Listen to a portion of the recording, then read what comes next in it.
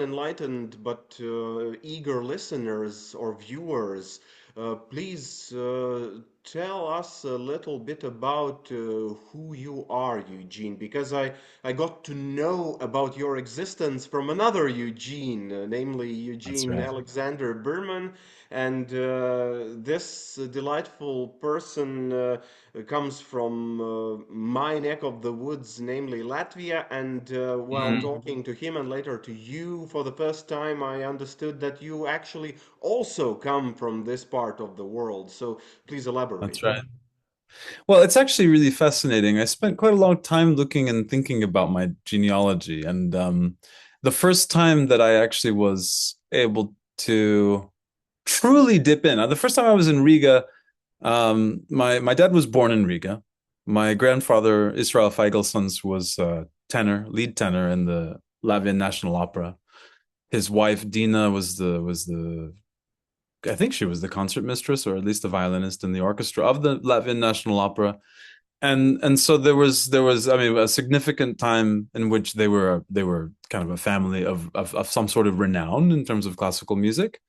And I grew up in the light of my father, who was a laureate of the Tchaikovsky competition, and in fact the first time I was in Riga was around a festival in the honor of Rostropovich, and I remember it so well. I mean, I remember sitting on the floor of Rostropovich's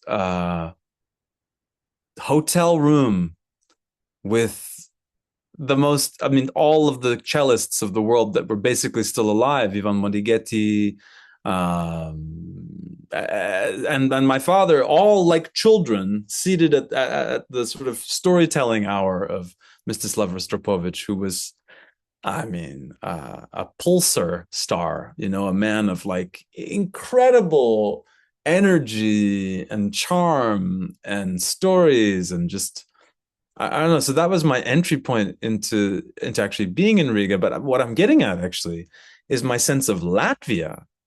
I Hmm. think only really arrived last year, doing this wonderful residency called Undoing in Savalya. I don't know. I hope I'm pronouncing it correct.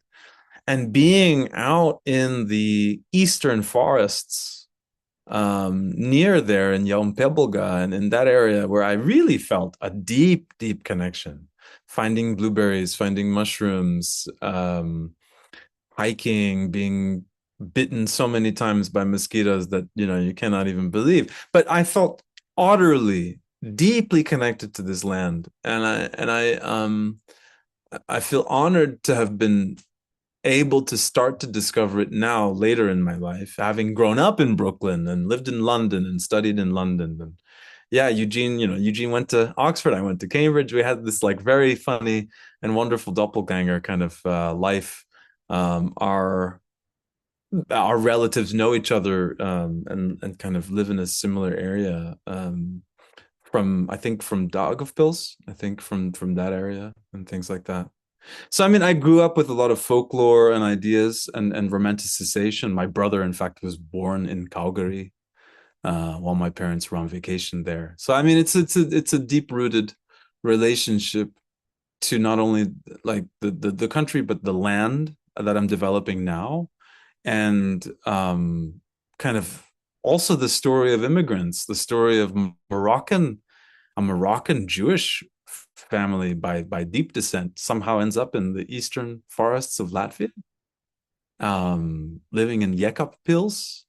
Like, how did that happen? I still don't really understand it. So that's, I think, also the mystery of this relationship to Latvia. World appears to be smaller than we might think sometimes. Mm-hmm. Mm-hmm. Eugene, as we are focusing on your music for this broadcast, briefly tell our listeners about what type of a musician and a composer you perceive yourself to be, or who you are, if that's a question you actually can answer. Yeah, I can answer it. I can try to answer it. I think I sit in a tradition that is, I mean, I think of composers like Frederick Shevsky, for example, who I'm very inspired by, or people like Terry Riley as individuals who went through the formal education that you would imagine. I did. I studied with some teachers from Juilliard pre-college. I went to Eastman School of Music. I studied classical violin. I studied under Oleg Krysa and around people like Mikhail Kopelman, the former first chair of the Borodin String Quartet. And having grown up with a student of Rostropovich as my dad, you can imagine the upbringing. But the finding of creative self and the finding of creative voice kind of happened more or less in my early 20s after I moved to the UK and felt like sort of, for example, some thematic development, like thinking about like my own political indoctrination, having grown up in the United States and like going to a place like Cambridge and really thinking about the construction of a nation state, the construction of the idea of nationhood, the construction of the idea of being Jewish, the construction of being American, realizing I'm Latvian, realizing I'm Moroccan Jewish, a North African Sephardic kind of side, and a big mix all over the place. I mean, for me, the role of the violinist, which is very much the background, can only compellingly transform into composership or creativity when you have stories to tell, when you have like ideas and concepts to explore. And for me, the way into composition, if you can even call there to be a distinction between improvisation and composition, was through improvisation and through contexts in which I wanted to understand music as a language. As a classical violinist, I felt like I learned how to recite and lecture, but not speak. Do you see what I mean? Composing and improvising composing is kind of like writing or composing, literally written composition, but improvising feels like speaking, like we are improvising, right? And so for me, I took a long time, probably from the age of about 24 till very recently, maybe even 10 years, to get to a point where I can even remotely call myself some sort of composer. And yes, I've done film soundtracks and I've done a lot of string arrangements for bands that are well known and all this kind of stuff. But all in the background, I've been exploring my own sort of musical structures, I would say. And I'm deeply influenced. I mentioned Frederick Shevsky just because he sits in my mind as a political dissident that left the United States, that got trapped in some ways willingly at first and maybe unwillingly later on in Europe and in Belgium, and who, was a renowned, for example, composer, performer of Stockhausen's work, I recently learned, then formed this incredible group called the Musica Electronica Viva with Richard Teitelbaum and Alvin Curran. And they started to create like just free improvised work, more in the direction of someone like Evan Parker. And I'm deeply influenced by that. And yet, in some of the pieces, maybe Concerto Grosso and Noble Savage, you can kind of see there's noise. It's more experimental. But the first two pieces we're going to listen to, Enghein Fields and Courances, they sit somewhere in like almost like an alternative classical space, and in the sense that they're deeply influenced by. Enghein Fields, for example, is deeply influenced by this wonderful spiritual jazz group called Batsumi from South Africa, and some of the work that they did. The way in which it was composed, if you will, was me after watching. I was New Year's Eve. It was December 31st, going into New Year's Eve, and I'd watched Drive My Car, the famous Japanese movie, and I had some sort of acid dream, of some sort, and woke up at 5 a.m., walked to my studio, and just was in some sort of somnambula, like some sort of like twisted between sleep and hypnagogic state, they call it. And I just put down 12 minutes of like piano chords, Yeah. semi-consciously, semi-unconsciously. And then I put down a bass line that followed to some extent some of the implied harmonies that were there. Then I layered on violin and drums, and it sort of created like a group. And I basically, the way I looked at it was, for example, I mean, just kind of, it's almost like painting for me. I mean, I'm more in the abstract expressionist kind of context, like painting a bit of piano here across 12 minutes, and then dotting in a little bit of bass as it goes, and then like, okay, we're gonna create clusters of ideas. And I think that the biggest thing for me that I find tedious in music today, and I'm sorry for a long answer, but I hope this all makes some sort of sense. What I find tedious today is homorhythmic music. I find tedious like when music is just, everything is so quantized, everything is so sure and concrete.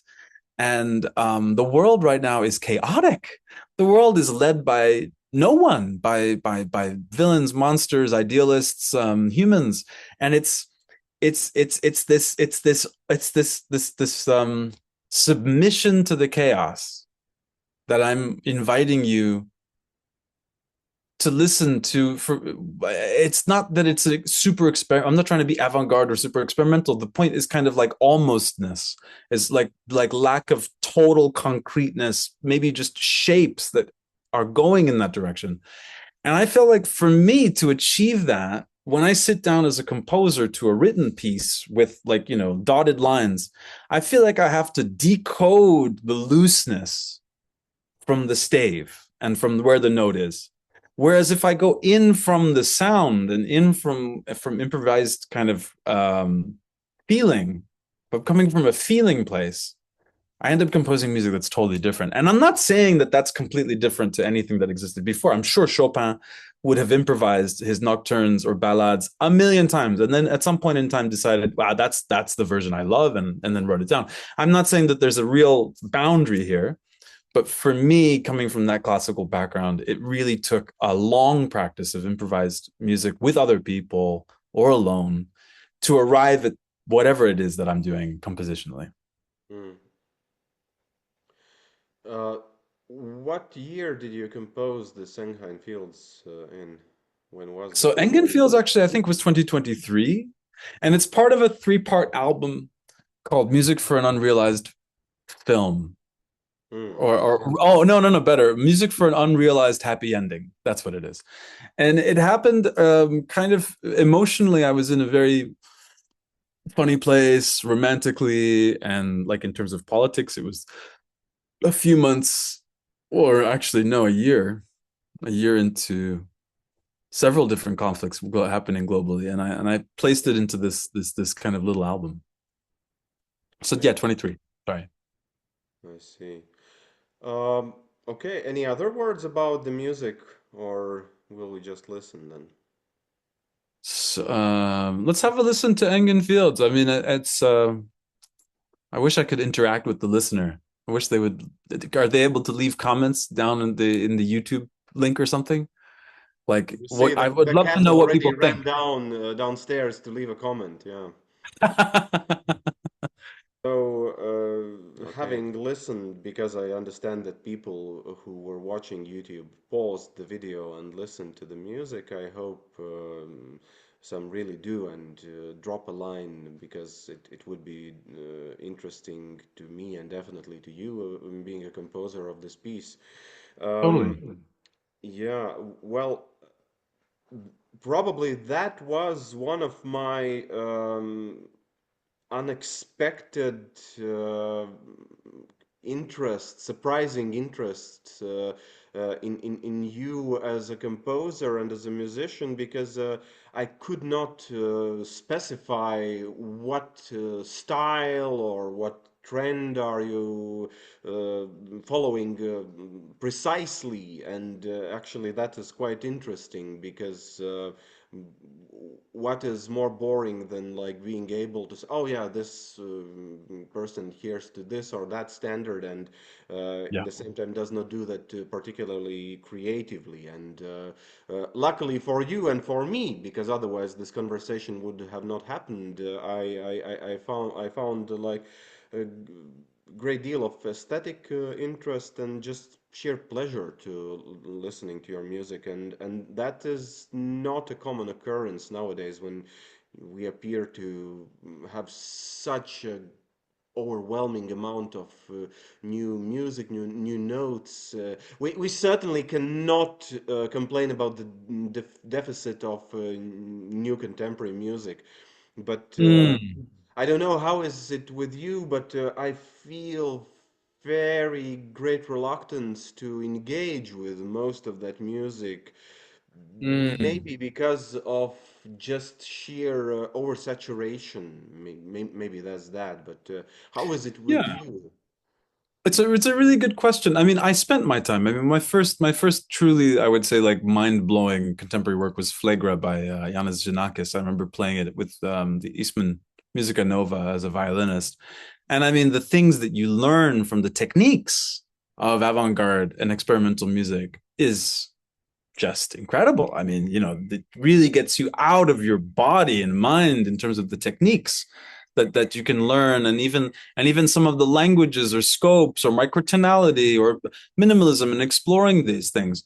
What I find a bit boring sometimes is what feels like almost half, and I don't mean this to be as rude as it sounds, but almost half of the sort of concert music I hear, it feels like they're good students that haven't lived. They haven't had their hearts truly broken. They haven't lost a loved one. They haven't climbed the greatest mountain and then broken a rib, or I don't know. I'm coming up with crazy things. But the point being, I hear this studentship, and I mean I love people like Boulez, but it's kind of like, well, I mean, and I think it's changing a lot. I think there's a lot of really beautiful, intricate music that's innovative and has been innovative. Lawrence Osborne in the UK, and I mean, I really like Nico Muhly. I loved Nico Muhly for a long time as a protege of Philip Glass, and I obviously enjoy. For me, dissonance is a choice, right? I mean, and I think the third piece, Concerto Grosso, is dissonant. Could be dissonant for some people. It could be actually quite sort of not challenging at all for someone who's like, deeply, deeply, deeply into intellectual concert music. Um, Many times, and I remember very well, like going to concerts. For example, I remember hearing one of Gubaidulina's pieces, and for me, Gubaidulina is a very interesting, or Gia Cancelli are really interesting characters who kind of took um, what could be really cold music, or Arvo Pärt, that could be really cold music, and yet there felt like this a sense of I don't know, a sense of identity when I hear those composers. I really feel like, yeah, it's Yeah. um it's them. But I'm basically really concerned with a few different things. I mean, I really want to make people feel things, and I am fascinated at the moment in almostness, because as a 40-year-old man, I realize like so many of the veneers of structure and order in society are just creations, and we're constantly living in a little bit of a limbo. I mean, we're in a very clear limbo now in 2026, the beginning of 2026. I mean, it's an incredible geopolitical limbo, but I'm talking the institutions of marriage. I'm talking, like, everything is kind of like much more flexible and almost. It's I like we're blame it everything is. on post-structuralists, LOL. Well, I don't know. I think in a way we're getting to a more honest relationship to what life is, and it's hopelessly complex and constantly evolving, and I want to capture that. And that's that those points are really for me like Courants. I think we're going to listen to next. That's more of a structured piece. It Yeah. doesn't it does not Tell as. us more about this work, like when, how, and why. Which one? Courants. And the Courants meaning was of the written. name. Yeah, yeah, yeah. So Courants is where I spent the first 2 months of COVID. So I think it was this incredible, almost like for some people apocalyptic, for some people like me, like idealistic. I like got to leave London. I had all excuses to just stay in the countryside, work on a farm, and not talk to anyone. I'm a very extroverted person. I love other people's energy. I just like eat it up like cake. And I had to stop. I was restricted to 3 kilometers. I was staying with a dear friend in this really small town called Courances. I learned how to roast coffee. I learned how to like pick potatoes, and I took walks every day into the forest, and I absolutely adored it after living in the cities in the big time. So it's a big emotional shift. And the house that I was living in was a house that's adjacent to a church.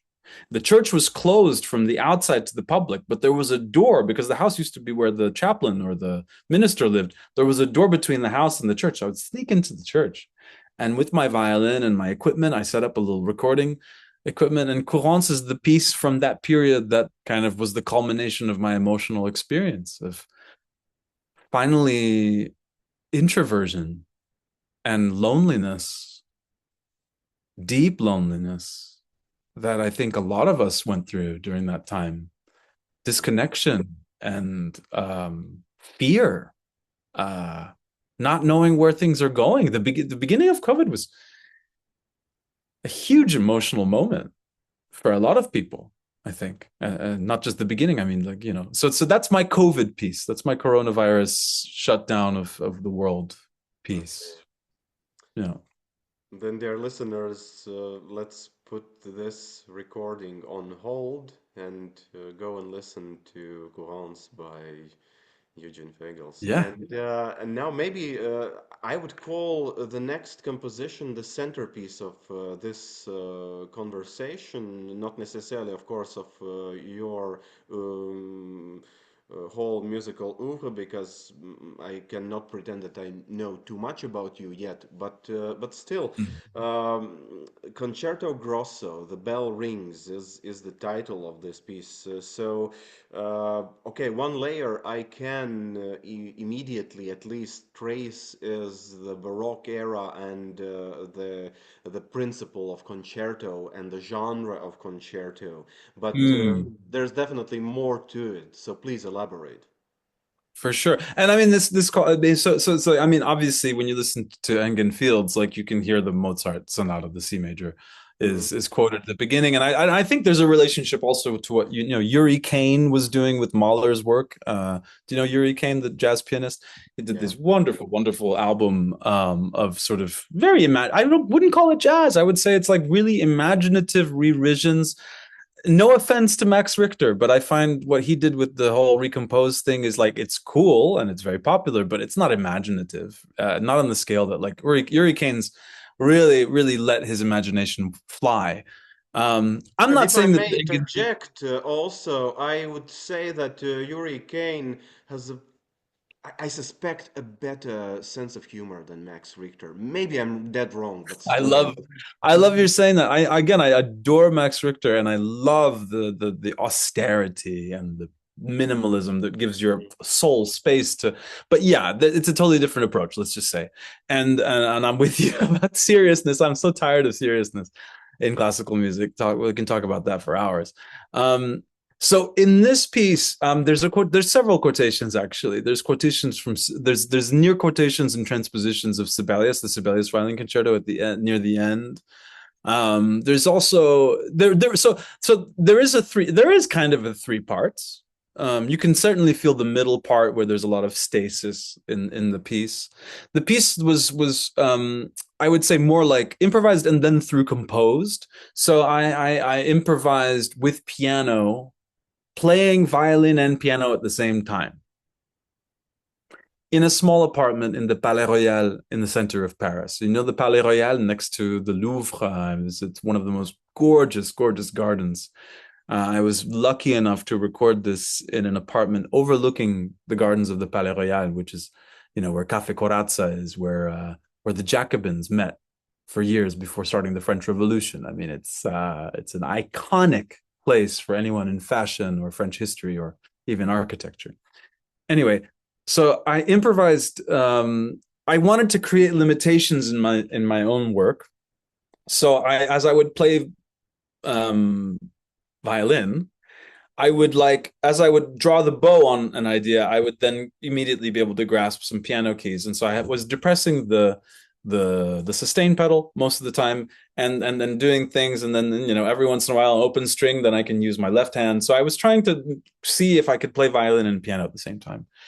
And I kind of came to a cut that I thought was imaginative enough, and then I layered another violin on top of kind of the second or third movement, which, yeah, if you listen to it, you kind of get this perception that there could be more. So the grosso, I said the sort of the concerto grosso idea was like lots of threes. It was kind of like three sections, two violins surrounding this kind of piano that's in the middle.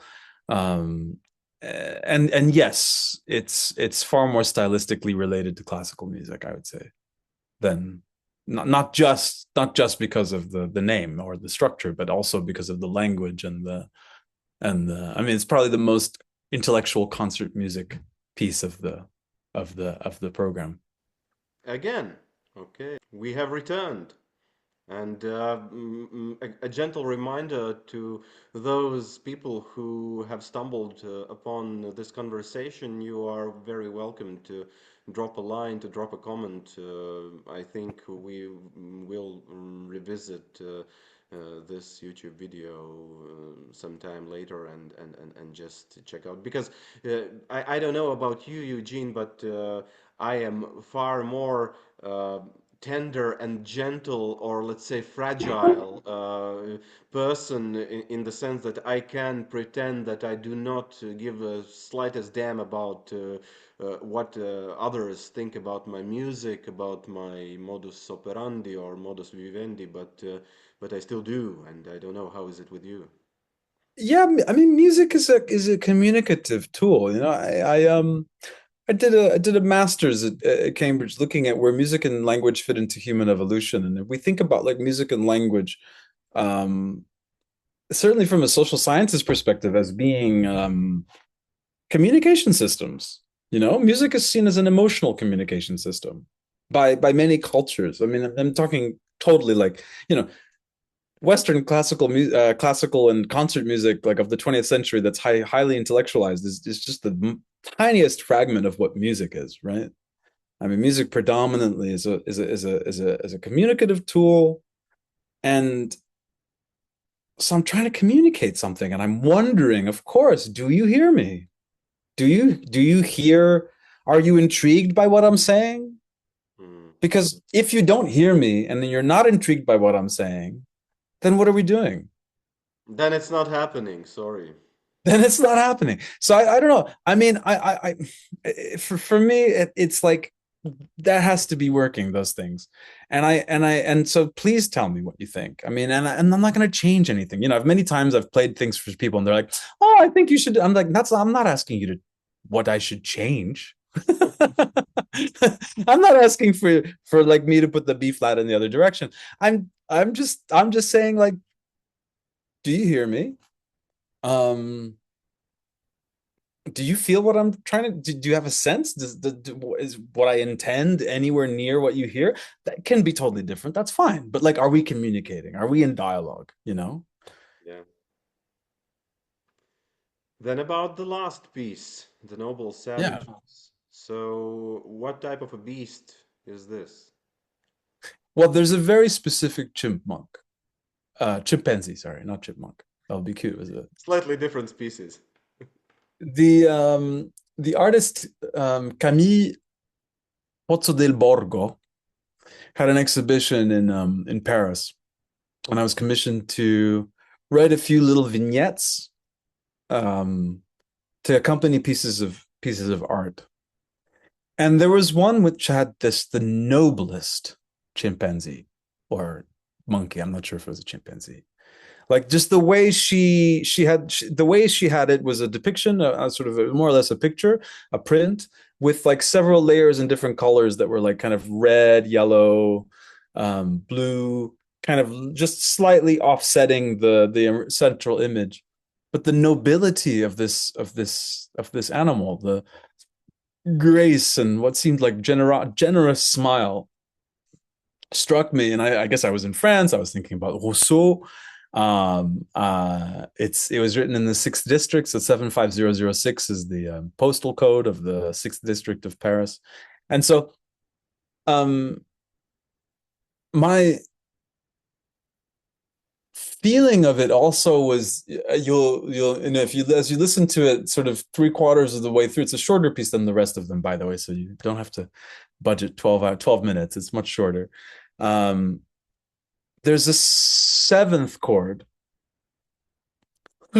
which reminds me of that kind of sound. It reminds me of that like kind of sound that like da, da, ba, da, you know, it's like which is not a seventh, but still, I mean, there I think it's a seventh in the piece, but what I'm getting at is like there's this interval that I associate with sounds of monkeys.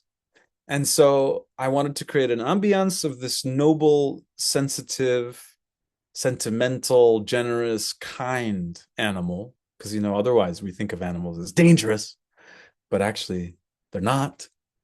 We are. Um, we are. Thank you. Thank you. And then as we create that generous sound, we finally hear this like call of this beautiful animal. And as I thought about that sound, that that's a funny sound, right? As I thought about the components of that sound, I wonder if you listen to it, you can kind of see how the texture and that seventh chord really at the end, near the end, kind of relate to that. Okay. Then, having listened to those introductory words, we can both invite people to proceed and to listen to Please this piece. do. Please listen. And in the same time, we can thank the people who, by accident or by fate, have stumbled upon this conversation of ours. My name is Edgar Sraginskis. I did not introduce myself in the beginning, but that's not important because the important person in this conversation is Eugene Feygelson. And Eugene, thank you for sharing your thoughts and your feelings, man. I appreciate that, man. And you know, like Edgar's, your music, man. Like I'm more touched by the fact that you invited me to do this because you understand what it means to compose and what it means to create. And you know, that gives me ever more humility that you wanted to have this conversation. So thank you. And please do promote your music. And I hope to play your music soon.